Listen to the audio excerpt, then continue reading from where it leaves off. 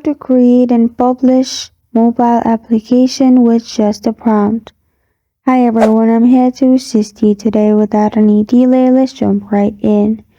First, open Google and search app.emergent.sh and press on enter.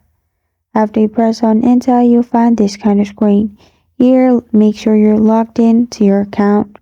If you don't have an account, you can simply create an account. After your account is created, you'll find this kind of screen. Here, type in what kind of mobile application you want to create and press on Start Building at the bottom. After you press on Start Building, it will build an application for you as you want, as you prompted. And this is how to create and publish mobile application with just a prompt. Thank you for joining me today. If this video helps you out, please leave a like and subscribe for more. Got a question or want to suggest a topic, comment below. Thank you for watching.